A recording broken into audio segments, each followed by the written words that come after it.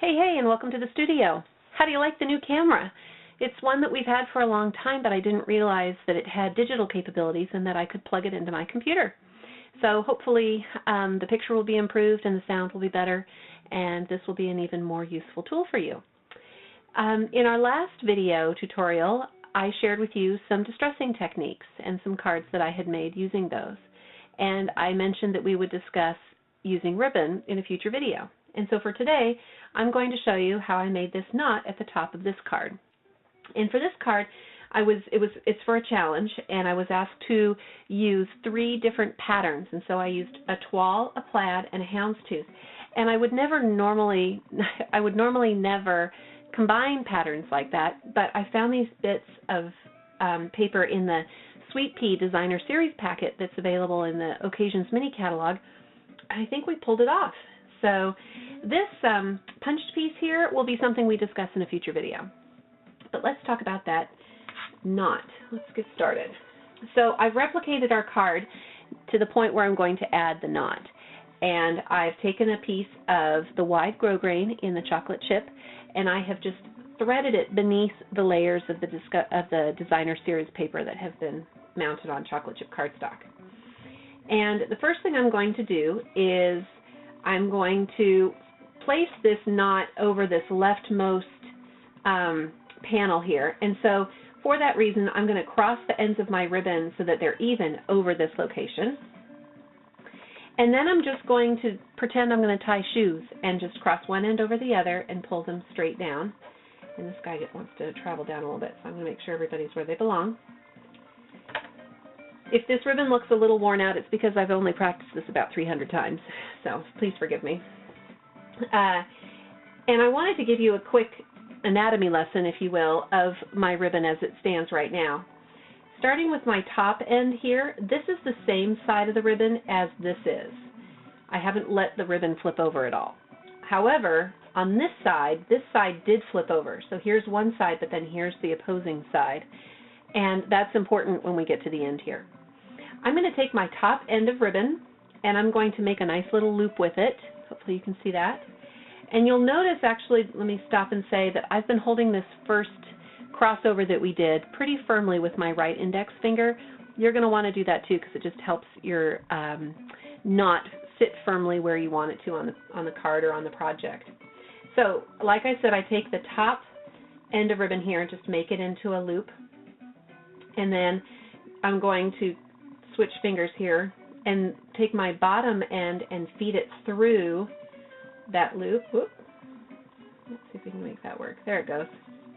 And then once again, I'm going to get back to having my right hand index finger hold that first crossover in place, because now I'm going to use my left hand to pull that loop that I made, and that just makes for a nice, straight, flat bow.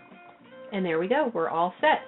Now, sometimes bows are kind of a gradual process, and you'll find yourself maybe pulling the centerpiece and scooching and pulling and tugging and adjusting, and that's totally cool and totally normal.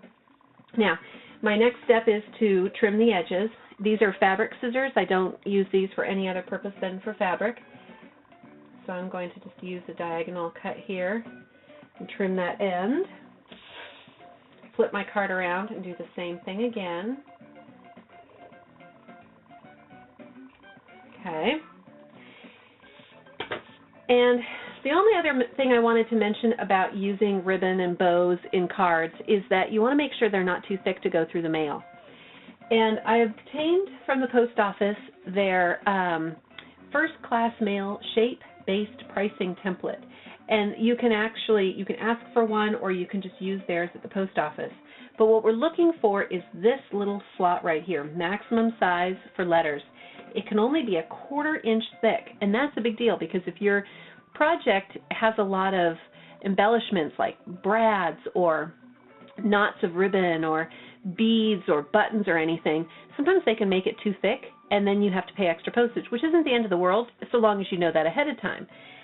But if it doesn't fit through this little slot, then you might need to add postage, and this one's going to be oh so very close. Let's see if it goes through.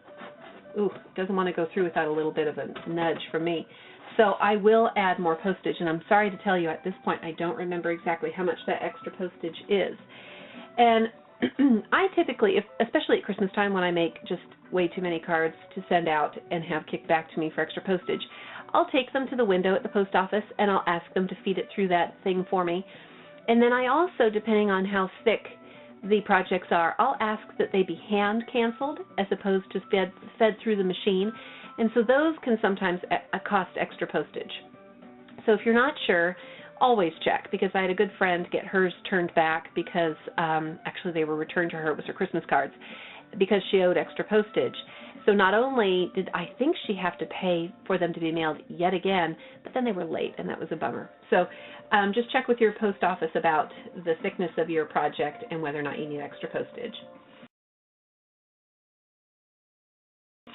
Before I let you go, I wanted to show you a couple of recent projects that I made using ribbon. Here are 3 little easy knots that I made using Grosgrain. This is the narrow Grosgrain in Whisper White, and this project was a card challenge in which I was asked to show opposites. So I have a cat and a dog, opposites, the very thought of them being friends. My 2 are friends, but not always cats and dogs are friends, so hopefully that's opposite enough for the challenge. And then this one I created for a sketch challenge. I'll set it down so you can see it.